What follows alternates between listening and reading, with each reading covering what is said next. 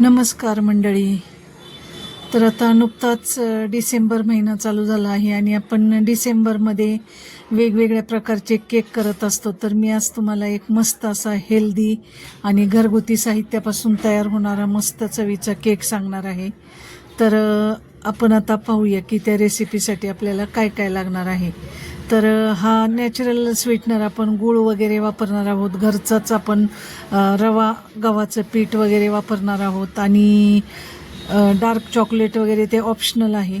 तर ते तुम्हाला हवं असेल तर वापरा किंवा ड्रायफ्रूटचा यूज करू शकतो डेकोरेशनसाठी आपण. तर चला तर पाहूया.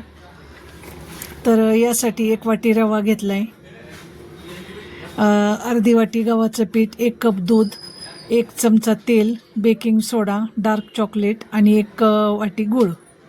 तर आता पहिल्यांदा हा गूळ आहे तो थोडंसं 1-2 चमचे पाणी घालून मेल्ट करून घ्यायचं आहे. तर गूळ आता विरघळून घ्यायचा आहे आपल्याला सगळा. तर हा केक हेल्दी आहे. लहान मुलांना आवडीने केक खातात लहान मुलं.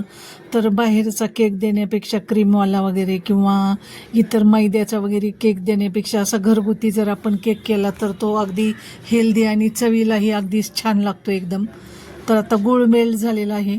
तर आपण हे गव्हाचं पीठ आणि जो रवा आहे तो रवा एकत्र करून मिक्स केला आहे. त्यानंतर चांगलं असं मिसळून घ्यायचं चमच्याने ते. त्यानंतर आता जे आपण गूळ मेल्ट करून घेतलेलं आहे तर ते पाणी घालून आपल्याला त्याचं छान असं बॅटर तयार करायचं आहे. तत्पूर्वी आपल्याला 1 चिमूटभर मीठ घालायचं आहे चवीसाठी त्यात. तर आता यात आपण मीठ घालून घेतलं आहे आणि हे पीठ चांगली मिक्स झाली की आता हे गुळाचं पाणी जे केलेलं आहे, मेल्ट केलेला गूळ तो घालून घ्यायचा आहे. तर हा आपला मिश्रणासाठी आपण तयार केला वितळलेला गूळ आहे, घरगुतीच सगळं साहित्य आहे. आणि हे अशा प्रकारे जर आपण केक केला तर अगदीच तो हेल्दी होईल केक.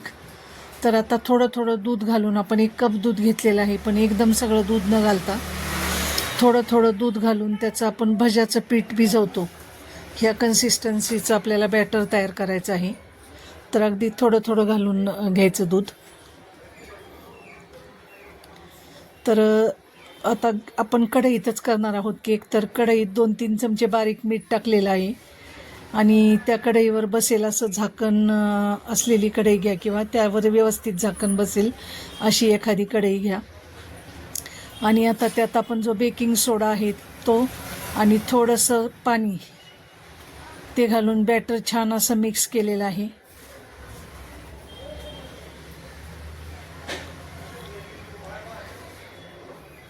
आता तेल घालून घेतले आणि बेकिंग सोडा घालून थोडंसं त्यावर पाणी घालायचं चमचाभर आणि फेटून घ्यायचं.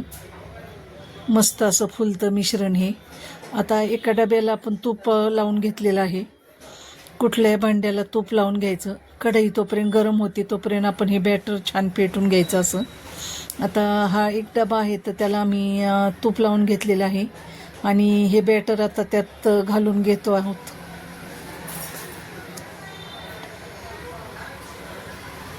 तर आता हे जरा थोडंसं टॅप करून असं आपटायचं म्हणजे सगळं मिश्रण सेट होतं चांगलं.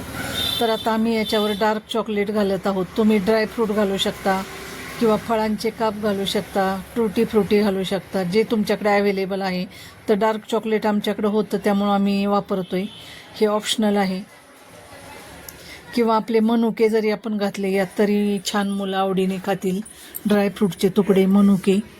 तर आता हे डार्क चॉकलेट घातलेलं आहे. कढई पण छान हीट झालेली आहे. त्यात ते मध्ये आता हा डबा ठेवून द्यायचा आणि आपल्याला एकदम मीडियम गॅसवर हे आपल्याला 20 मिनटं ठेवायचं आहे.